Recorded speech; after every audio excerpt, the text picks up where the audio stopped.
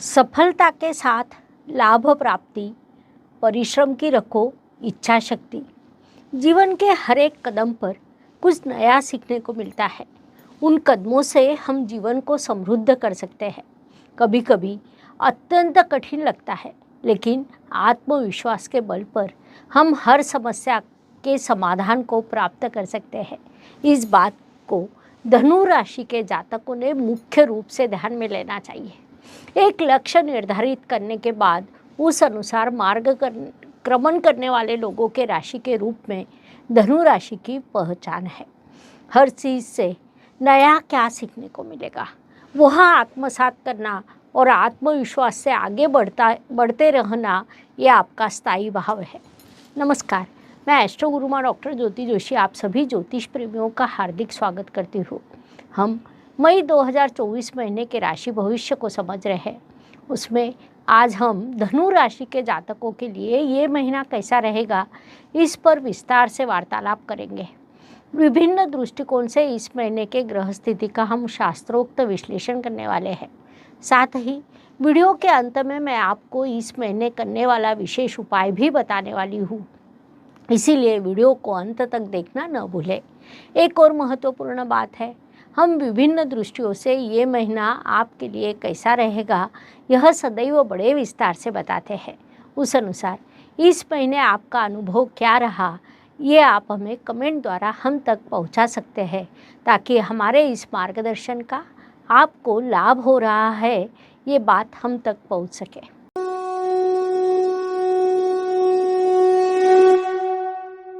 व्यक्तित्व की दृष्टि से जब हम विचार करते हैं तो राशि स्वामी की स्थिति महत्वपूर्ण होती है। धनु राशि के स्वामी गुरुदेव महीने की शुरुआत में आपके षष्ठ स्थान में प्रवेश करने वाले हैं। परिणाम स्वरूप आपकी कुंडली में अर्थ त्रिकोण पूरा होगा, जिस कारण धन लाभ के अवसर के साथ कई चीज़ें आपको अत्यंत शुभ परिणाम प्राप्त होंगी। आपका व्यक्तित्व सकारात्मक पद्धति से विकसित होगा, इसीलिए इस काल का सदुपयोग करें। धन परिवार वाणी की दृष्टि से विचार करें तो धनु राशि के लिए शनिदेव की स्थिति महत्वपूर्ण होती है, क्योंकि वे आपके धनेश है। शनिदेव इस काल में आपके तृतीय स्थान में विराजमान है, जिस कारण धनेश धन के धन स्थान में यह स्थिति निर्माण हुई, जो अत्यंत शुभ मानी जाती है। साथ ही जैसा मैंने पहले भी कहा कि आपके राशि स्वामी महीने की शुरुआत में ही राशि परिवर्तन कर षष्ठ स्थान में प्रवेश करेंगे, जिससे आपकी कुंडली में अर्थ त्रिकोण पूरा होगा। परिणाम स्वरूप इस काल में आपके लिए धन प्राप्ति के कई योग निर्माण होंगे। संक्षेप में इन सभी दृष्टियों से ये महीना आपके लिए अत्यंत लाभकारी कहा जा सकता है। इस काल का पूरा उपयोग करें। पराक्रम एवं परिश्रम की दृष्टि से विचार करें तो धनु राशि के लिए पुनश्च शनिदेव की स्थिति महत्वपूर्ण होती है, क्योंकि वे आपके परिश्रमेश भी है। महत्वपूर्ण बात है कि वे आपके परिश्रम स्थान में विराजमान है। कुंडली का तृतीय स्थान उपचय स्थान होने के कारण शनिदेव को विशेष रूप से अच्छा लगता है। वहाँ वे शुभ फल प्रदान करने के लिए बाध्य होते हैं। उस अनुसार इस काल में आपको अत्यंत शुभ फल प्राप्त होंगे।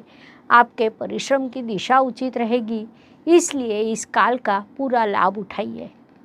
वास्तु वाहन भूमि सुख शांति की दृष्टि से विचार करें तो धनु जातकों के लिए ये महीना शुभ कहा नहीं जा सकता, क्योंकि इस काल में आपके लिए वास्तु वाहन के शुभ योग नहीं है। वैसे भी इन चीज़ों को रोज़ रोज़ नहीं लिया जाता है, इसीलिए किसी भी प्रकार की जल्दबाजी ना करते हुए शुभ योग की प्रतीक्षा करें, ये सलाह दी जाती है। साथ ही घर में विवाद होना, सब कुछ अच्छा होते हुए भी अप्रत्याशित रूप से वातावरण बदलना जैसी चीज़ें होने की संभावना को नकारा नहीं जा सकता। इसलिए उस दृष्टि से आप ध्यान दें, अपनी कुशलता से घर की सुख शांति बनाए रखें, वह आपके लिए लाभकारी रहेगा। शिक्षा संतति प्रणय की दृष्टि से विचार करें तो धनु जातकों के लिए ये महीना अधिक परिश्रम का रहेगा। विशेष रूप से प्राथमिक शिक्षा लेने वाले विद्यार्थियों को अधिक परिश्रम करना पड़ेगा, लेकिन माध्यमिक शिक्षा में आप हो तो आपको अच्छी सफलता मिलेगी। उच्च शिक्षा में हो तो आपको अत्यंत बड़ी सफलता मिलेगी। आपने प्रतियोगिता परीक्षाओं में भाग लिया हो तो आपके लिए सफलता के अवसर बढ़ने वाले हैं, अर्थात परिश्रम का कोई विकल्प नहीं रहेगा। इस बात को मुख्य रूप से ध्यान में लीजिए। स्वास्थ्य कर्ज प्रतिस्पर्धी शत्रुओं की दृष्टि से विचार करें तो स्वास्थ्य से संबंधित परेशानी निर्माण होना, गले से संबंधित परेशानी होना, ऐसे प्रश्न निर्माण हो सकते हैं, लेकिन उनकी तीव्रता कम रहेगी। कुल मिलाकर विचार करें तो इस काल में आपका स्वास्थ्य सकारात्मक रहेगा। जिन्हें कर्जे की आवश्यकता है उन्हें वह सरलता से प्राप्त होगा, लेकिन अत्यंत आवश्यक होने पर ही कर्ज का विचार करें। वास्तव में कर्ज ना लेना कभी भी उचित होता है। शत्रुओं की गतिविधियां शुरू रहेगी, वे आपको नुकसान करने का भरपूर प्रयास करेंगे। हो सकता है कि वे सफल भी हो जाए, इसीलिए उस दृष्टि से आप सावधान रहें, ये सलाह दी जाती है। नौकरी एवं व्यवसाय की दृष्टि से विचार करें तो नौकरी करने वाले जातकों के लिए ये महीना सफलता का रहेगा। अपने कार्यस्थल पर आप बड़ा कर्तृत्व करने वाले हैं। साथ काम करने वाले सहकर्मी आपको उचित सहयोग करेंगे। वरिष्ठ आपके काम की प्रशंसा करेंगे। इसके विपरीत व्यावसायिक जातकों का इस काल में बड़ा खर्च होगा, अर्थात व्यवसाय के लिए किया गया एक खर्च का निवेश कहा जाता है, जो भविष्य में आपके लिए लाभकारी रहता है, लेकिन उसके लिए पैसों की व्यवस्था करनी पड़ेगी, जिससे आपको परेशानी हो सकती है। इसलिए पहले से ही मानसिकता बना ले, यह सलाह दी जाती है। भाग्य एवं शुभ संकेत की दृष्टि से विचार करें तो धनु जातकों के लिए ये महीना कई शुभ संकेतों से भरा है। उसमें मुख्य रूप से कहा जाए तो आपके भाग्येश रविदेव भाग्य के भाग्य स्थान में विराजमान है। महत्वपूर्ण बात है कि वहाँ वे उच्च अवस्था में है, इसीलिए उसे हम अत्यंत बड़ा शुभ संकेत कह सकते हैं। इसके अलावा आपके राशि स्वामी महीने के शुरुआत में ही अर्थ त्रिकोण के स्थान में जाकर अर्थ त्रिकोण पूरा करने वाले हैं, ये भी बड़ा शुभ संकेत कहा जा सकता है। साथ ही पराक्रम एवं परिश्रम के कारक शनिदेव तृतीय स्थान में विराजमान है। उपचय स्थान होने के कारण शनिदेव को वह विशेष रूप से अच्छा लगता है। इस प्रकार कई शुभ संकेत इस महीने आपके लिए निर्माण हुए हैं और उनसे आपको अत्यंत शुभ परिणाम प्राप्त होंगे, इसलिए इस काल का सदुपयोग करें। कर्म की दृष्टि से विचार करें तो धनु राशि के लिए बुधदेव की स्थिति महत्वपूर्ण होती है, क्योंकि वे आपके कर्म अधिपति है। बुधदेव महीने की शुरुआत में ही नीच अवस्था में है, लेकिन 10 तारीख को वे आपके पंचम स्थान में जाकर शुभ होने वाले हैं। फिर भी तब तक कर्म करने की अपेक्षा उसे टालने का आप प्रयास करेंगे। ये बात आपके मूल स्वभाव के विपरीत है, इसलिए उस दृष्टि से जागरूक रहकर अधिक से अधिक कर्म करने का प्रयास करें, वह आपके लिए लाभकारी रहेगा। लाभ की दृष्टि से विचार करें तो धनु राशि के लाभेश पंचम स्थान में विराजमान है। वहाँ से उनकी दृष्टि लाभ स्थान पर है, जिस कारण लाभ प्राप्ति के कई योग आपके लिए निर्माण होंगे।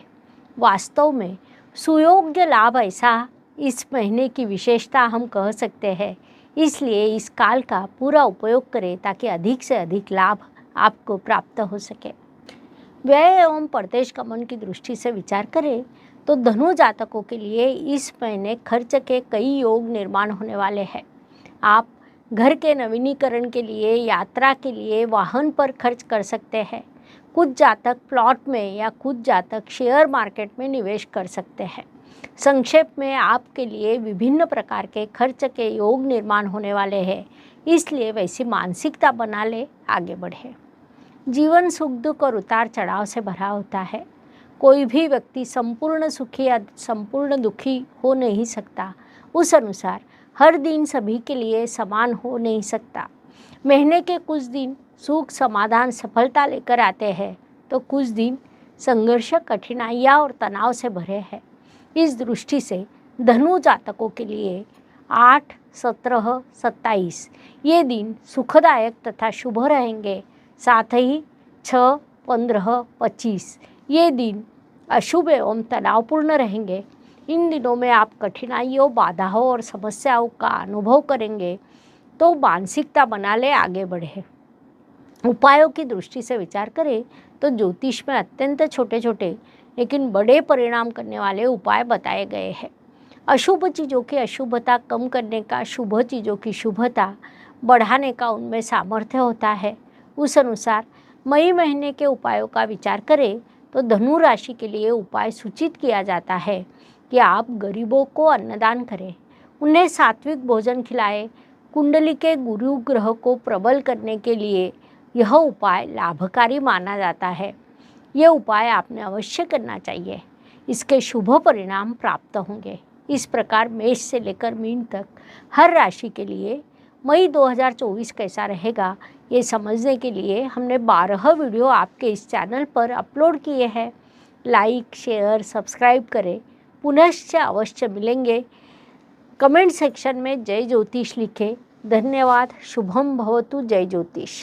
ज्योतिष का अध्ययन तथा शास्त्र की शास्त्रीय तरीके से पढ़ाई करने के लिए मेरी 2 किताबें प्रकाशित हो चुकी है, उनका अवश्य लाभ लीजिए। Please like, share and subscribe the channel. और हाँ, बेल आइकॉन दबाना ना भूलें। धन्यवाद।